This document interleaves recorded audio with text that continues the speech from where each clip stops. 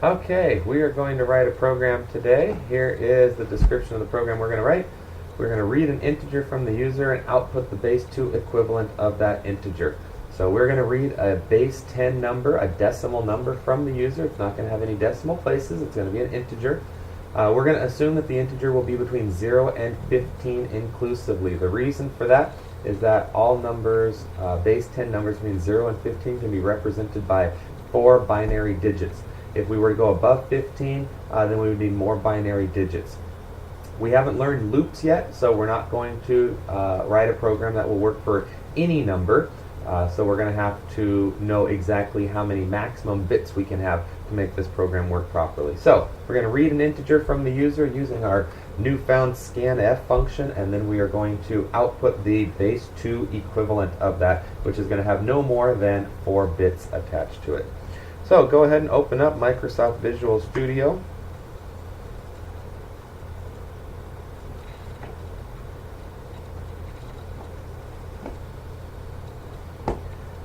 Create a new project. File, New Project. Win32 console application. I will name mine Lecture 3. Feel free to name it whatever you want. Remember, the location right here is what you can change and make that whatever location you want. On the next screen, click Application Settings, make sure Console Application is selected, and select the Empty Project checkbox. Then click Finish. From here we get the Solution Explorer on the left-hand side. Right-click on Source Files, say Add New Item. We're going to add a CPP file, and I'm going to call this conversion.cpp. Say Add, and that will give us the blank screen in the middle so that we can start typing our code. Anytime that we're going to do any kind of input or output in C, we have to include a specific library. It is the standard IO library. We say pound include standard IO.h. The entry point to all of our C programs is the main function. The syntax of the main function is void as the return type, meaning that the function returns nothing. The name of the function is main. We open the parenthesis and close the parenthesis. That means that we are taking no parameters in the main function. Then we open our curly brace, go down a couple lines, and close our curly brace. Everything between the open curly brace and the closed curly brace of the function is called the body of the function. Now, we are going to need to read a value in from the user. So the first thing I want to do is create an integer. And this is going to be the number that we're reading in from the user. So I create an integer called number. It's an int, so I type int space number semicolon. This is going to be the variable into which we read a value from the user. Now I want to prompt the user to say enter a number. So I'm just going to do the printf. Open your parenthesis, open your quotation mark, type enter a number followed by a colon. Put a little space there, just a little formatting, and then close your quotation mark, parenthesis, and then put your semicolon. The next line now that I've prompted the user, the next line is where I'm actually going to read the integer from the user. Our new function that we've learned is scanf. Inside the quotation marks, we're going to put a %d because we are reading an integer. If we were reading a character, it would be a %c, a string would be a %s, a floating point number would be a %f. Since we're reading an integer, it'll be a %d. And then the variable into which we want to read this value, we put the ampersand followed by the name of the variable. So I do a scanf %d ampersand number. Now I'm just going to put a little debugging line here, and we're going to run our program and make sure that it works.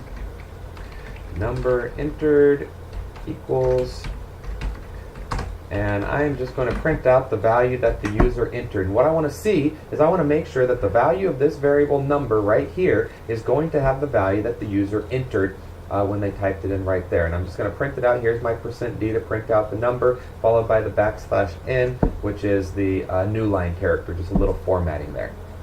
So go ahead and save it. Let's build that program. Make sure that it compiles. My build succeeded. I'm going to go ahead and run it, start without debugging. So there's my window. I'm going to enter a number. Let's say I enter 14. I hit enter, and then you see the next line that pops up is number entered equals 14.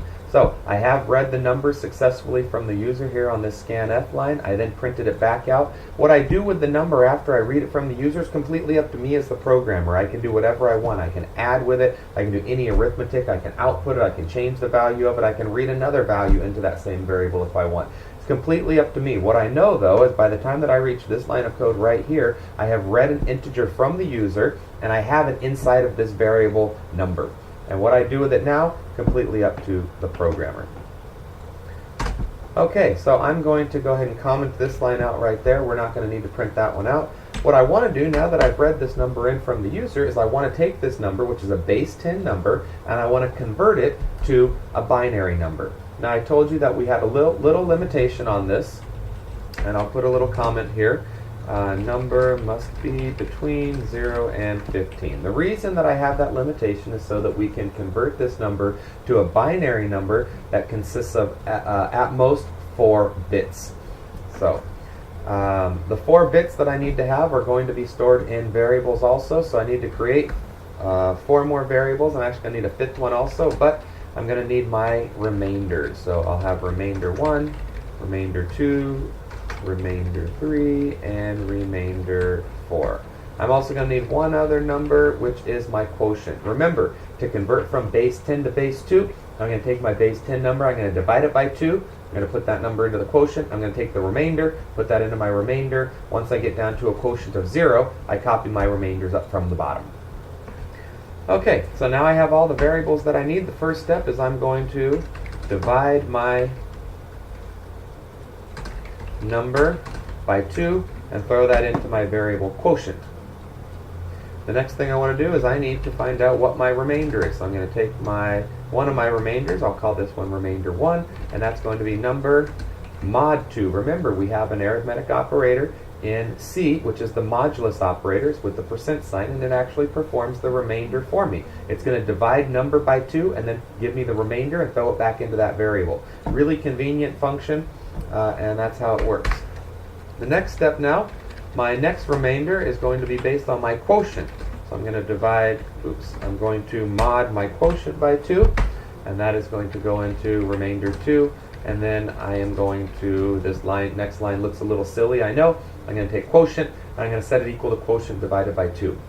And that's because quotient now contains the next number that I would like to divide, but I want to put it back into that same variable. So it's going to perform the right side of this first, which is take quotient divided by 2, and then it's going to assign it to that quotient variable for me. 2 more lines, 2 more sets of lines at least. I'm going to do quotient mod 2 again. That'll give me remainder 3, and then my same quotient divided by 2 line, and then let me get my remainder 4 the same way. Quotient modded by 2, and then divide quotient again on the last line there. Now I'm going to start copying from the bottom up to the top, and that's how I'm going to print it out. So I'm going to print out 4 numbers, %d, %d, %d, %d, followed by a new line. The first one that I'm going to print out is going to be my remainder 4, followed by remainder 3, remainder 2, remainder 1. And that should be my binary equivalent to whatever number the user typed in. If you need to pause this along the way, remember, go ahead and pause it. Make sure that you can catch up. Type what I do. I'm going to go ahead and build my program. Let's make sure that it compiles. Looks like it does. Run it. Go up to debug. Say start without debugging. Enter a number. I'm going to enter a number that I know what it converts to. Let's see. The number 8 in decimal is the number 1000 in binary. I do that. You see, I get my binary equivalent of 1000. Let's go ahead and run it again with a larger number. The number 12 in decimal is 1100. There it is. Let's do it again now with our maximum number that we had, which is 15. Should give me a 1111. And you can keep testing it and make sure that it works with all of your different numbers. And you see that this program seems to be working just fine. So I was able to convert my decimal number to binary. I used the division operator and the modulus operator. I used my scanf to read a number in from the user. I used printfs. I used our control characters, our %d, since I was reading in a number from the user as an integer. I did it with a %d. Since I was outputting integers, I did %ds down here. The order in which these variables get printed out are based on the order in which they appear inside of our printf statement. So there you have it. We wrote a little program to convert a base 10 number to binary.